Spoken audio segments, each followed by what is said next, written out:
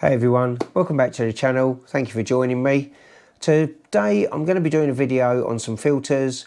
Optolong kindly sent me a set of 2-inch LRGB filters to try out, and so I've stuck them in my Pegasus Astro filter wheel and gave them a little look at M82, and join me and I'll show you what they can do. My name's Glenn, you're watching Astro Bloke.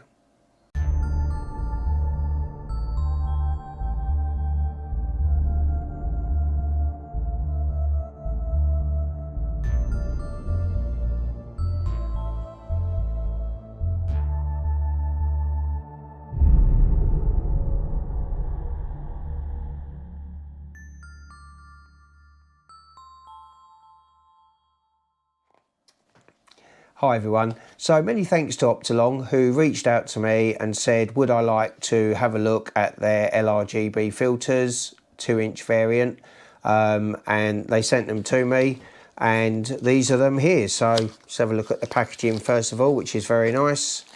As I say, most things like this come packaged nicely. They're in a nice hard case, so well protected, and as expected, a very nice looking filter. It's got a nice metal outer ring and yeah, really nice looking filter.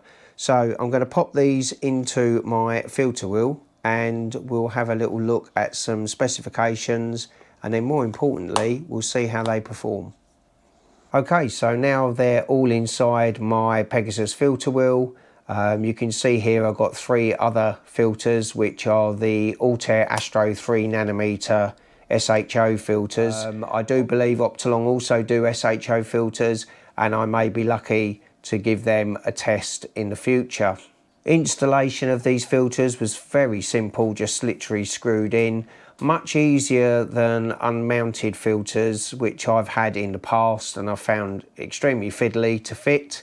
And also you need to try and work out which way round they go. These brilliantly, no problem at all, just screw them in as they are.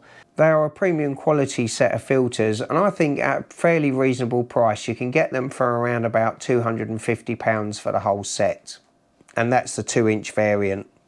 The smaller filters are even less. Looking at the information about the filters, they report that they give really good contrast and perform extremely well in levels where gradients are a problem. So that should be really good. I'm very lucky and don't really suffer too much with that because I live in a Bortle 4, but we'll be giving them a good test, maybe with the moon up, and see how they perform. They've got a couple of good blocks in their transmission lines, so they have a gap in the red and green filters. I think, let me just check it, at 589 nanometers, which blocks out sodium light and helps eliminate that light pollution. But they've also got a block in a transmission of between 700 and 1100 nanometers, so they cut out all infrared light too. They're really nicely constructed with an aluminium frame. The glass is a shot glass construction, 2mm thick. They've got multiple coatings with anti-reflection, and for the transmission line that they give, they report to give a 95% light transmission through the filter. So with the filters all in the filter wheel, and I've connected this to my 2600mm Pro ZWO camera, which is a cooled monochrome camera. I put this on my 10-inch Newtonian, my CT10, and I also used the Nexus coma corrector by Arizona, which is a 0.75 reducing coma corrector. So the scope is working at f3.6 and 900mm. So it'd be interesting to see how the filters perform at that really fast speed, because I do know you can start to get some problems.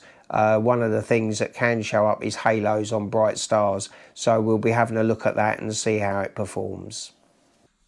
Okay, so my 2600mm Pro, the Pegasus Indigo filter wheel with all the filters in, and this is the Arizona's Nexus 0.75 coma corrector reducer. So the whole lot goes into the imaging train like this, Make sure we got it nice and square. Do it up. Nice and tight. I'll get it all connected, and then all we've got to do is run a focus routine and we're ready to start imaging. We've got quite a nice day today. That's why I got the roof off a bit. A few clouds around. Let's hope they disappear for tonight and we can get some imaging done. Right, so time to set up Nina.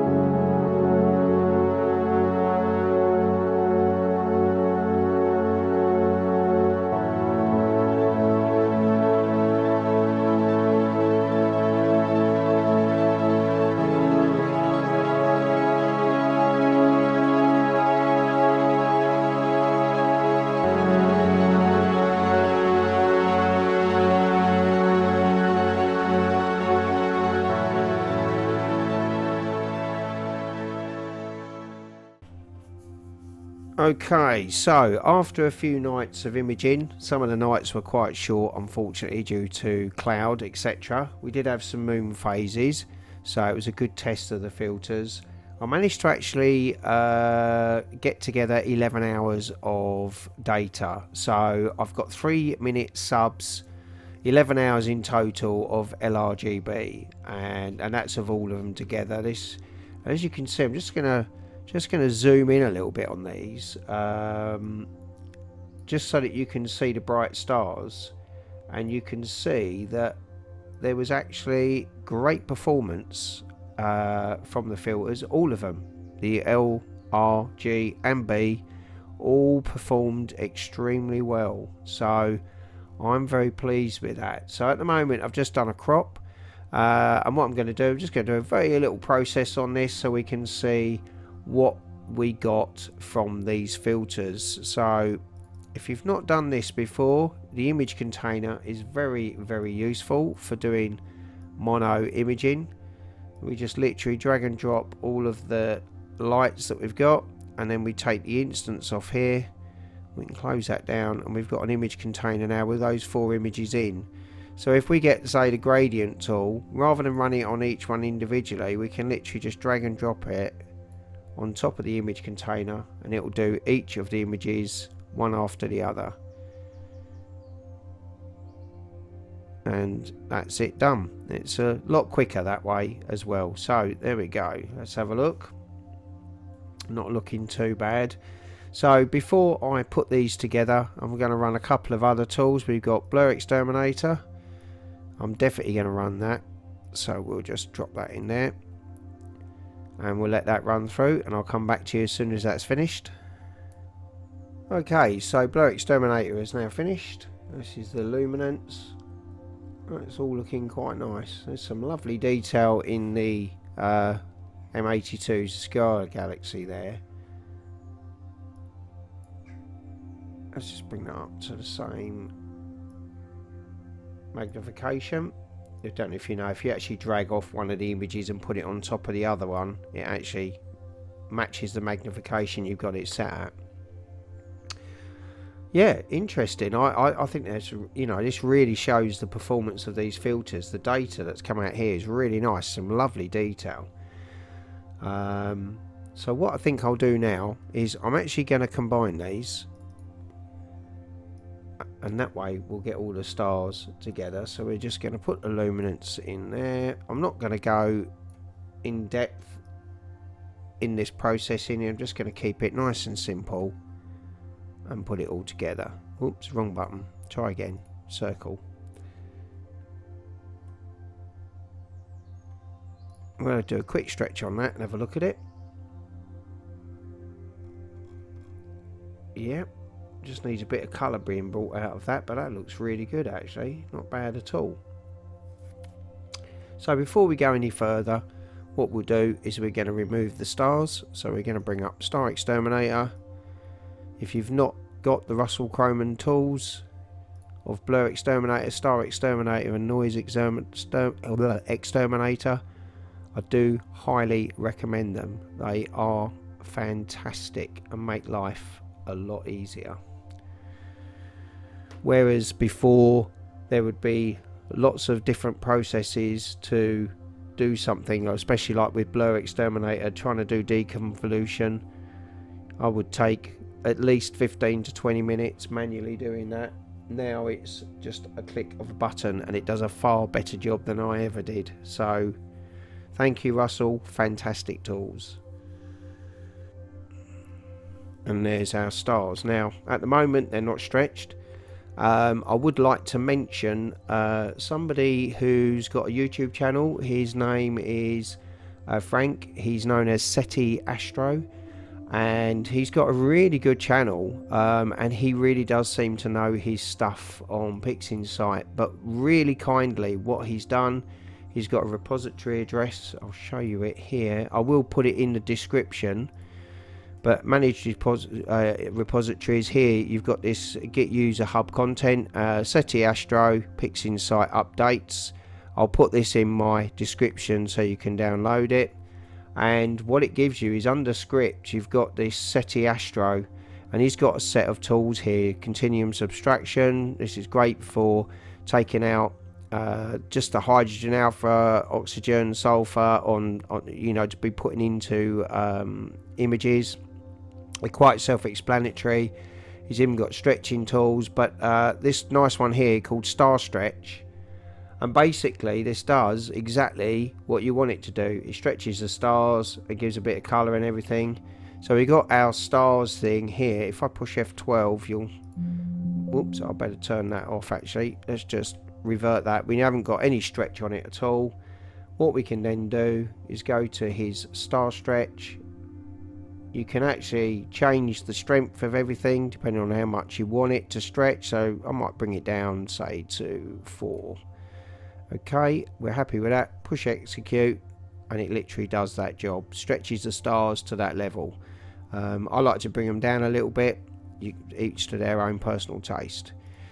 I'm now going to change this to stars so it works with my pixel math formula I've got over here for putting the stars back in.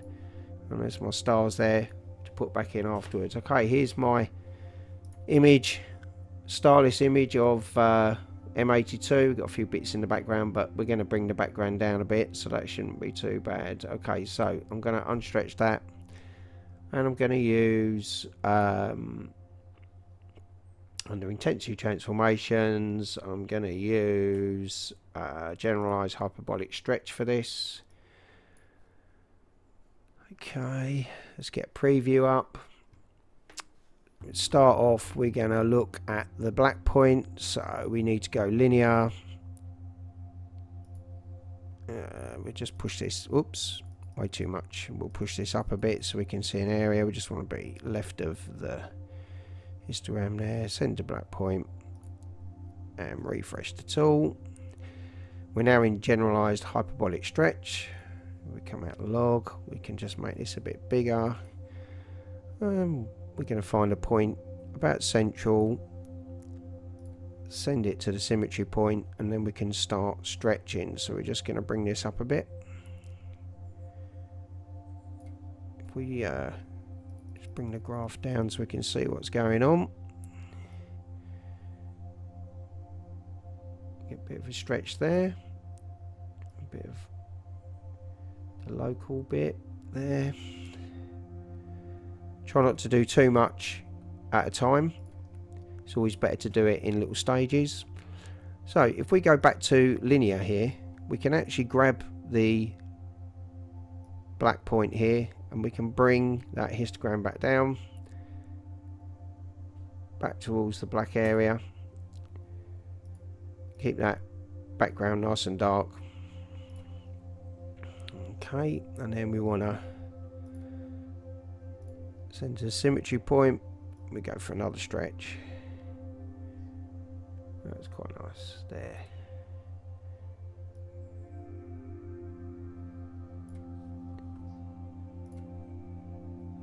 And I think I'll just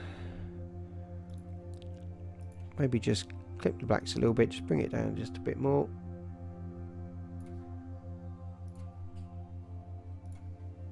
And then we're going to do one more stretch. I'll just bring it up a bit more.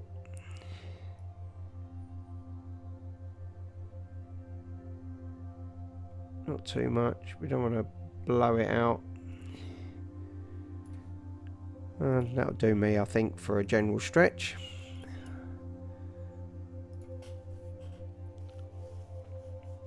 Okay.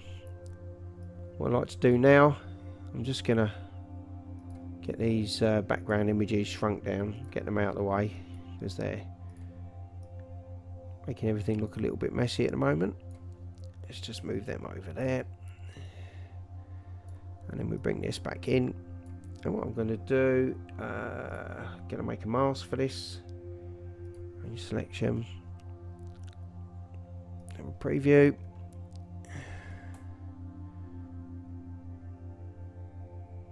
We want something around there.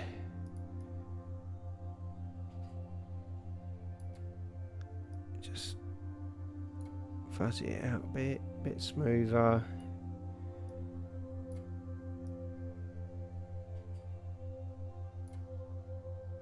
Okay. I'm not putting a lot of effort into this. We're just getting a general edit done. We'll put the mask on. Say red protects, so we don't want to protect the galaxy, because that's what we want to be working on. So I'm going to invert it. If I click this here, that takes the mask away, the visual of the red mask, so we can just see what we're doing to the image. And I'm going to call up curves, and I'm just going to make some changes to the color. You don't want to do it to the whole thing, because that's why you do the mask. I just want to do the actual galaxy. So what I'm going to do, I'm actually just going to have a look at the C component, which is a bit like vibrance. Just take it towards the top and just give it a push up, and just push a bit of color into this. There we go. And then get the saturation. Goes in nice. If you want to get closer, you can just click on this little square here and draw a box. It'll bring it in. Let's have a look at the B component and just try and bring a bit of blue in, maybe. Oh, not that much.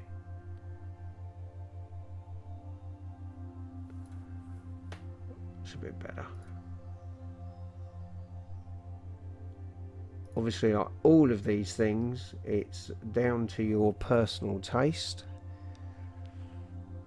And bring a bit more C component. Let's see how that adjusts it. Too much.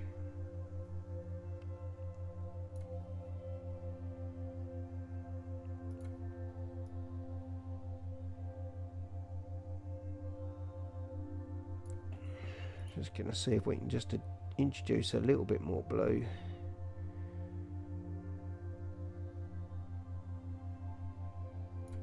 Okay.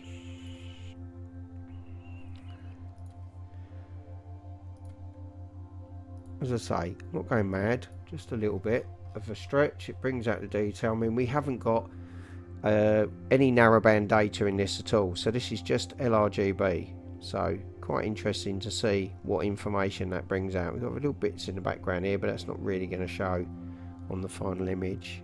Okay, we just get rid of that mask. And we need to call this Starless. And what I'm going to do is I'm going to put the stars back.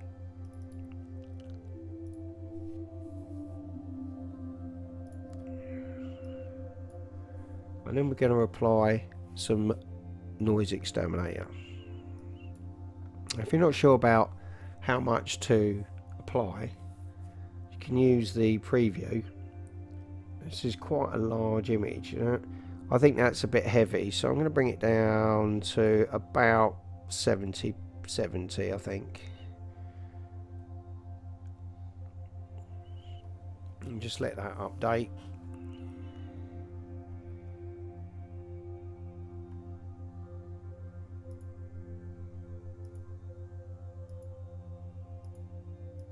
You can see there the before and after.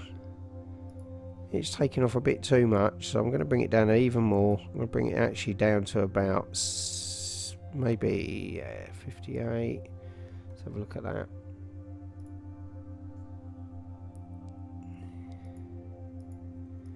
That looks better. I think it was taking away too much detail otherwise.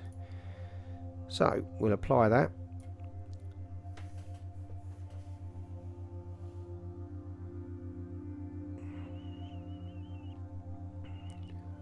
Okay, so there's obviously a lot more work we can do with this, but this is generally what you're getting from the LRGB filters, which I think is really quite good. They're very good filters. They performed extremely well. They didn't have any issues at all at f3.6. There's no haloing going on. Everything seems to be as it should be.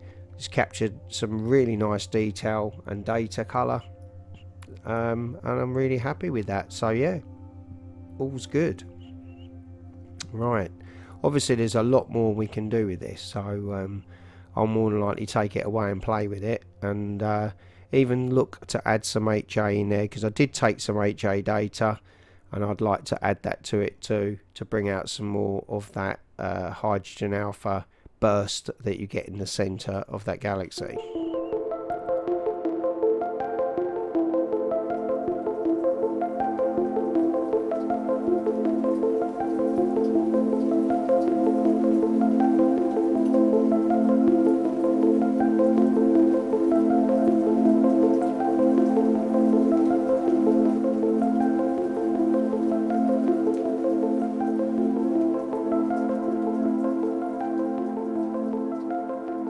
Okay, so that's my review and thoughts on the LRGB filters. I think they're actually a very good option, competitively priced. They're available quite easily in the UK. Most of the UK vendors stock them. I will now just leave you with a final image where I was able to take the LRGB data and actually include some 3nm HA data taken with the Altair Astro 3nm HA filter, and I included that in and was able to do a little bit more editing, and I'm really happy with the final result. I hope you like it too, and until next time, please take care, and of course, please guys.